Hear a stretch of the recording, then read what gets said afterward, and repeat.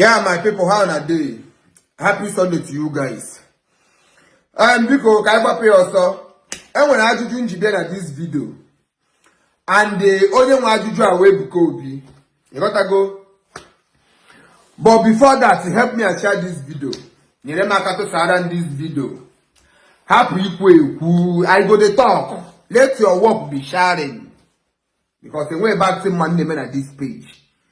And may by when your John name at this page or the not on Dibia ono waka young Juna my page on a Facebook and then I have many did Mboshi Facebook or the Mboshi mother put on a face in a Facebook now call for Nana put on a Facebook now go motor keyboard good way na 70 something a boy and kitty. Ono small content called creative. My brother, promoter give him all. Only me obuna sobaligi vie moto. My brother, magabom Ishi can condition sobaligi too much. Sobaligi moto. Won't call my people. Ndi makos only sit on the muawan nebe. Gakota begi. Also got poking up. My for women in Modini, put on Facebook, let it hand them mother. Senegonos and me, Kuman, me put on Ndi Igbo. Come on, shimna my page, Zuzupi, and that be no say. And when your page, I had a page, I won't bamo you. You may something the right, good and fine. There are still, when there's the bonative doctor na Igbo, and on a Facebook. Yeni la Juna Igbo, from me, we down back, hand chapa. Teacher go to court. So Kandara Ibu from Nanjibia. Yenjibia bad today, bo. Although Munagaya na the government of Nigeria fail you guy. Okure Munagi water, na government of Nigeria fail you guy. Ndai ziwere mwene nchekuwe kita. Bundi shoka. Because nduka ni uku, no hana dota chukwa honono, na ahucha chukwa hoha. So I wonder reason why the government and look at I had they say me why the shook about hankete. Firstly, Odoro Munaganya and the moon and a Ndi Igbo in Lagos State. Okure Munagay water. Apart from them, when Ndi Bonaga, Goala, Mawulo, Ebe Uzogara, Mawebe, and Gamon, apart from that, normally, Ndi ofe mmanụ alike ha ibe ha. And n'ime last year nke agara aga ka e nwere part of Alaba International elevel ma ngwa ya dị ya n'ime elevel ya kurie ya no notification nothing. N'ime last year gara aga ka akuriri ụlọ na Oduade je park gbara nke aha na anwụ na Facebook na Oduade na the same Lagos Ebuka Obi no. Then one no nyahu nke agakwara aga ka level kwara computer village. Nwere na aju Ebuka Obi.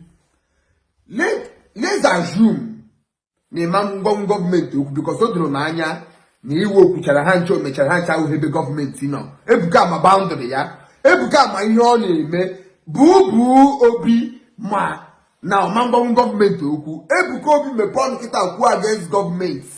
And you 24 hours to leave ago, and the way you Jesus ya ga-emenwuri ye. Nke ni na gwa ya onye na pia kita ukosi. Ebuka mepon kita okwu against Lagos State.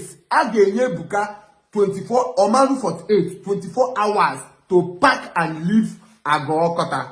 So Ebuka sometimes in Nancy, or family business with the team Wike and Zion. Because the way Zion to a front to win and keep as well. I got to ask him. So na Ebuka Obi. Odoro Munaganya na Ebuka Obi na we know na naga viral n'ihu akwụkwọ Ebuka Obi na-eti ya ọnụ. Kwoko osede. We know na naga viral n'ihu akwụkwọ Ebuka Obi na-eti ya ọnụ mgbe Bishop Ona and the Father Okunere were a problem n'Enugu. Ebuka Obi condemned the act of Bishop Ona and he supported Okunere. Pope Epone nke Yeketa. Ebuka Obi came out and say his own opinion. You gotta go. So all this why ana kutucha property Ndi Igbo. Ebuka, where is your kuchara hancha? Where is your huchara hancha? From Alaba International, Oduada and the Computer Village, 3 places in the Iwaji building in Lagos. Ebuka, can you know in a play in Ndi Igbo na Lagos State? Odoro manya na Gina government of Lagos State in Ebuka, you are just protecting your business. It's only a Zion minister. Can you know in a play? Okay, let's assume the Mango government. Let's assume because of Romania the Mango government, you can never. Then that one those things, nearly dates over put those things, those places. Even your members, because you went shop so place, Gaburungwa here no there. Kono gariba lost twice. Kono gari lose the ball, get a hedging shop, hedging goose. Ama mebo huchara han chagisi. Ama mebo huchara odi came at the menya. 7th October 1995. Oh, my birthday, Jesus, my birthday, Jesus. Reader says, Ambuwa moma asiri buwe rekwase amuma nebuma.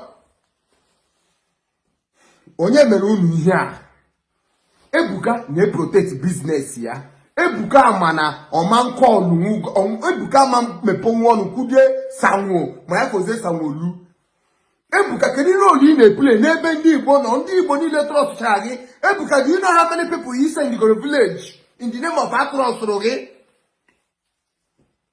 In the name of Enwege Mahuchahacha Gahon. Yes, this guy now ngoro phone na kita on a computer village on a your this thing on a church again. Kedi role kedi impact in a play n'ebe Ndi Igbo no na Lagos State obosa ka forget na Ndi Uba. Look at the babadi ndo John don't wo bara only me say about ebe no you last 2 years mgbe election I think last year my election APC they make campaign in altar again. That's your altar. It is sure that altar I may here not there. Are you sure that altar is of God? Mkwu atajakom asina ama ihe na akọ na anu awume Kenya na antichrist. Why na mu ama ihe na-ekwu? Why Ebuka Ejibe put against Lagos State government over what Igbo people are passing through? Can you roll on a play as a celebrity pastor other than Nigeria kita? Igbo pastor na talk kita without Ebuka. Man no nyiro guru. Can you roll Ebuka na play? Actually me ma roll Ebuka na play. N'ebe Ndi Igbo no. Zan ma ajụjụ a.